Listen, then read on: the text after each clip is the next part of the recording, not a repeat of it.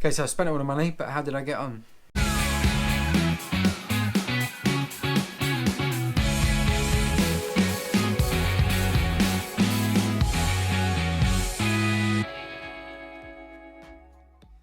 So this is an update on my last week's video on when I put a week's worth of Job Seekers Allowance money towards going to a boot sale in a 7-day period. What could that money get me basically back? Could I make anything? Would it just be a waste?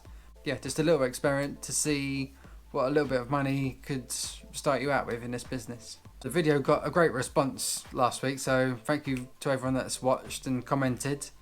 99% of you knew what I was trying to do. I managed to test, clean, picture, list everything by Monday evening, which was a bonus, so it gave me the whole week to try and sell them all. My tactics was to obviously list as soon as possible, put best offers on, price competitively, and also promote my listings. I try and avoid promoted listings if I can, because obviously it's more money given to eBay.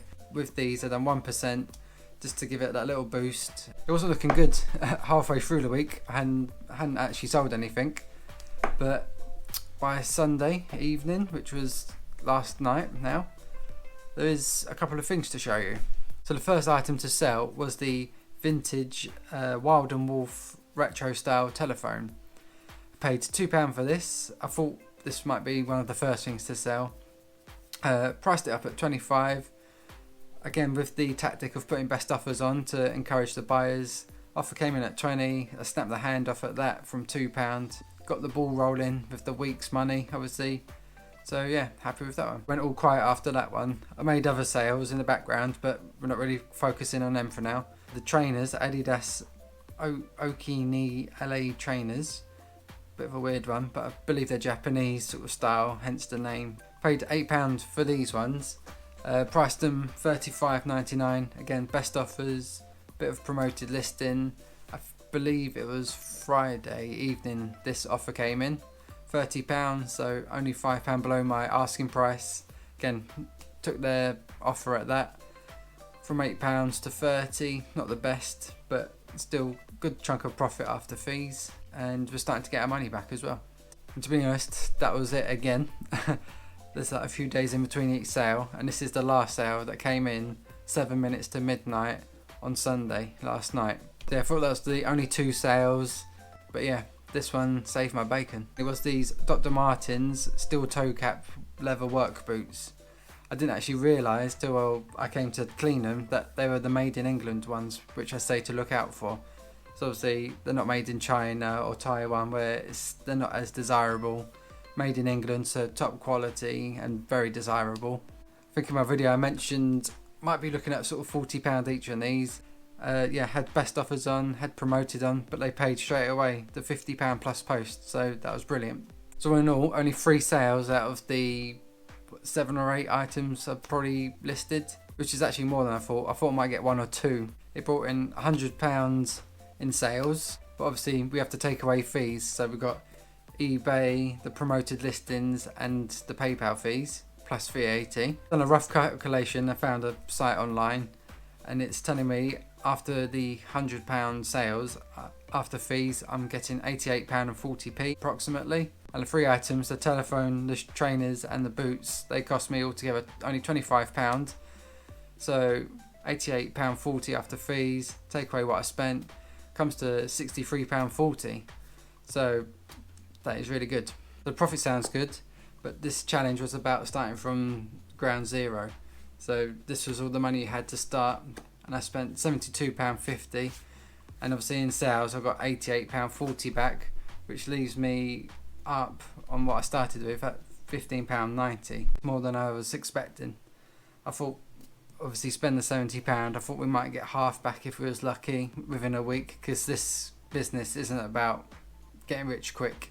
It's about the longer game, being patient, and not all sales come like that. Chosen a couple of sales from the weekend, the bank holiday weekend, to show you sort of examples of about paying up and how long I've had to wait, etc. The first one is this Corgi Fairgrounds sort of roundabout model. Got £125 for it, so nice strong money, but I've had to pay up for this at the boot sale. I've had to pay £40, which at a boot sale in the fields, and an electrical. This had a motor, £40. It could have been a dud, and I could have been sort of stuck with it. But you got to take chances and risks, and you got to pay up for good quality stuff. I knew this was going to be a quality item, so I bought this about 3 weeks ago now, 3 or 4 weeks ago. I haven't listed it straight away because I've got a backlog of things I was working my way through. So obviously I've tied up £40 in the business that I'm not going to see until I sell it. I've got this listed. I think it did sell within a couple of weeks, so that's actually a quick sale. Obviously from 40 to 125 is a really good return, but it's not going to be instant. And again, another £125 sale. These Samsonite Eureka canvas luggage set. I think this was on my first boot sale video of the year.